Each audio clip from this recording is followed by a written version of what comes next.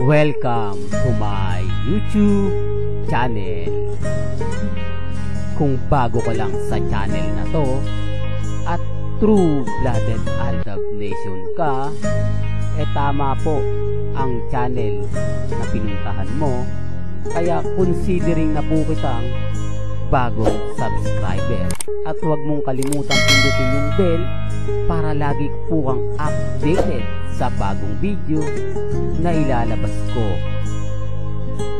Salamat po sa iyong pag-click sa channel na to.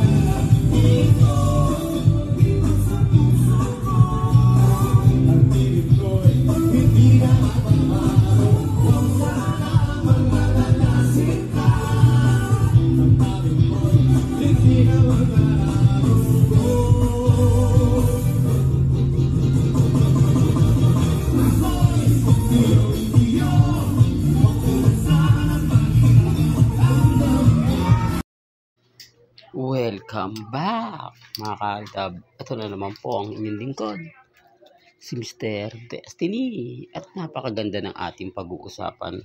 Parehas nga po ang busy sina Alden Richards at si Maine Paul Garzon. Sa mga kritiko na bumabati sa akin, itong mga pinapakita akong video po at napakinggan naman po ninyo. Performs lang to pagpe-perform lang po talaga ang pinunta nila Mengay, Jose at Wally para po sa pagbibigay suporta, para po pakitang lang, di po ba, na ginagawa naman po ito ng mga artista, di po ba? Kaya nga po nagtataka ako doon sa mga naang nagre-react na hindi daw ginagamit si Maine. Kumbaga lang daw si Maine, talagang pumunta siya, common sense na lang po, di po ba? Kasama niya sina Jose, Wally, para saan? Para mag-perform.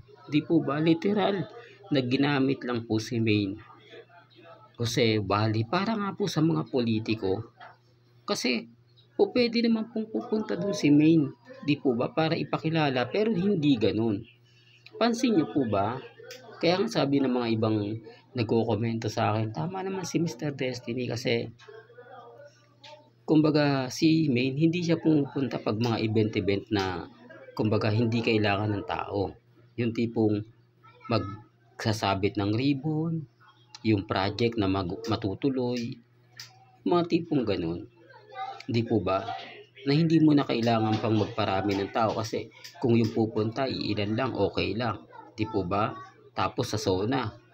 Eto hindi eh. Dito may mali na eh. Di po ba? Na kaya pinatawag si Maine o pinapunta dyan si Maine para saan? Common sense na lang po. Kaya sabi ko sa inyo, tama po yung mga nagre-react eh. Para nga po magparami talaga ng tao, para marami pong pumunta. Gaya po siguro naman po, hindi naman lingid sa inyong kaalaman, ngayong malapit ng eleksyon, hindi po ba pag nagkakaroon ng meeting di avanse, ang tanong, maraming politiko yung pupunta. Sino-sinong politika? Ang pangalawang tanong, sino nga po bang artista ang kasama? Hindi po ba artista agad-agandang tinatanong? Alam ni Willie Revilla yan na may bayad. Kaya nga sabi ni Willie Revilla, hindi siya kukuha ng artista para magbayad. O baka may mag-react naman, walang bayad yan si Maine. Si Maine wala, sina Jose, Wally. Hindi po ba? Sinasabi ko lang po ito mga ka-Aldab para lang malinaw. Para lang po masabi na hindi naman niya nagpapabayad eh. Hindi nga po, pero bibigyan niya ng regalo, pabor sa mga politiko kasi hahatak po sila ng maraming tao eh. Lalo na po pag nasabi niya, may nabalitaan na pumunta kayo doon kasi nandun sila Maine, sina Jose, Wally. Kaya yung mga tao magpupuntahan na. Hindi po ba? Kahit sabihin naman na hindi ka alyado yan, gusto lang naman namin makita si Maine. Gusto naman namin makita si Jose at si Wally. Eh kung sabihin na, hindi, walang pupuntang artista, ay hindi, sa susunod na lang ako magmi-meeting kapag patapos na. O, hindi na ako pupunta kasi may ginagawa pa ako. Maglalaba pa ako, magsasaing pa ako, di po ba? Mag-aasikaso pa ako ng ano sa bahay, saka na lang. O, pero nalaman nila, eh naku, nandun si Maine, sina Jose, Wally. Abay, syempre, magdadalawang isip ka. Pwede na naman nautos ko na lang sa anak ko para magsaing. Ano po ba? O tatapusin ko tong maaga para makapunta ako agad-agad. O yung tipong mamaya-maya mo pa gagawin, eh gagawin mo na agad. Ano po ba? O maghahanda na ako ng ulam, magluluto na ako, para kapag nagutom kayo, mag-iinit na lang kayo, iinitin nyo na lang yung ulam. Pag tinanong, saan po kayo pupunta? May meeting kay congressman. O, pero hindi nila alam, pupunta ka lang doon para kanino. Di po ba? Kaya sabi sa inyo, tama naman yung sinasabi ni Mr. Destiny. Kaya lang syempre, ako lang po yung nagbabalita. Magiging bitter lang po talaga ako. Lalo pa ngayon na alam kong, kumbaga na lamang po tayo. Di po ba? Gaya po ngayon, itong mga video na yung video pinapakita ko sa inyo at yung photos, busy ngayon si Mengge kasi nagsimula na nga po yung taping ng Lenten Special. Di po ba, a Holy Week na kung saan nasa Group B si Mengay. Kaya si Alden Richards, sobrang busy rin naman po. Ito yung pinapaliwanag ko mga kaaldab na may mga bagay-bagay po na kapag may mga post si Mengay, post si Alden, talagang nagkakasabay lang.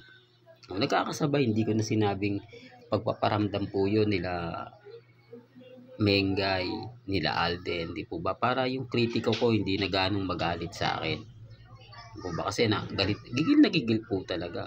Inis na inis po sila. Lagi ko lang daw po kasi sinasabi yung mga ganitong bagay na ganito ganyan. Pero okay lang po yan. Sabi ko nga po sa inyo, ako sa dami ng mga update ko sa social media, sa dami ng mga kumbaga pinapaliwanag ko, hindi naiiwasan po na hanapan ako ng butas.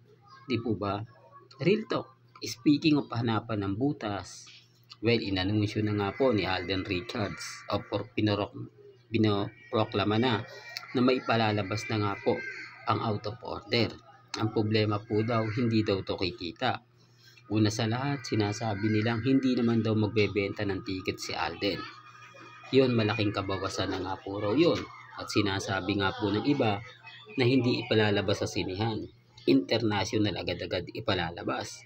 Na kung saan sa Netflix at sa award lang daw po unang may palalabas. Medyo yung mga fans ni Alden dismayado.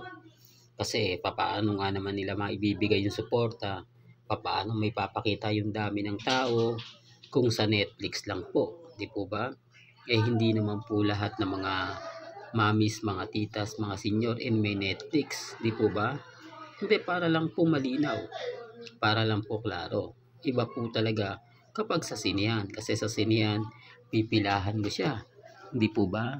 Tapos sinasabi na pa nila na producer, director, aktor, hahanapan daw ito ng butas ng mga ibang kritiko na hindi pa hinog si Alden Richards.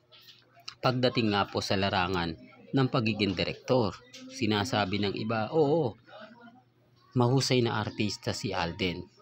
Walang duda. Hindi po ba? Pero ang isang direktor, hindi naman po yan na pag sinabi mong ganito, ganyan, hindi rin pag-arte yan.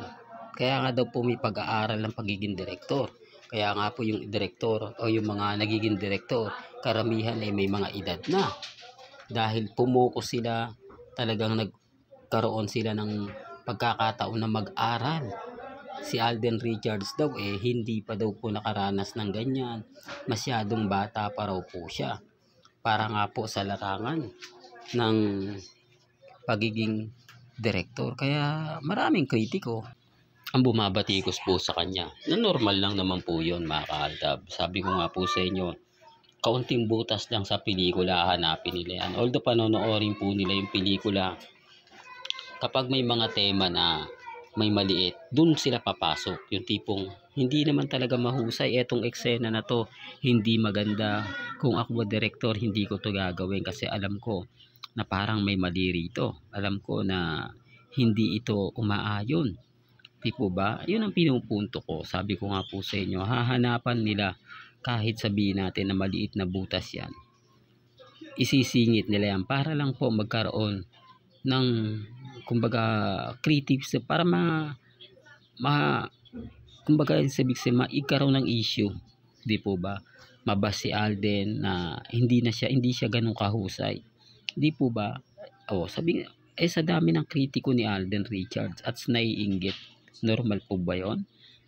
Well, hanggang dito na lang po ang ating latest updates. Kaya kung gusto nyo pa po ng pinaka-latest at sariwang update, abay tumutok lang po kayo dito po sa channel ni Mr. Destiny para updated po kayo sa mga bago at sa mga latest na i-upload po natin maya-maya lang. Kaya kung bago ka lang sa channel na to at isa kang true-blooded Aldab Nation na nagmamahal kina Mengay at Isoy, tama po ang channel na pinuntahan mo, kaya consider na po kitang bagong subscriber. At huwag mong kalimutang i-share ang mga video po natin sa mga mami, sa mga titas at sa mga senior. Hanggang sa muli, salamat po sa panonood at pakikinig.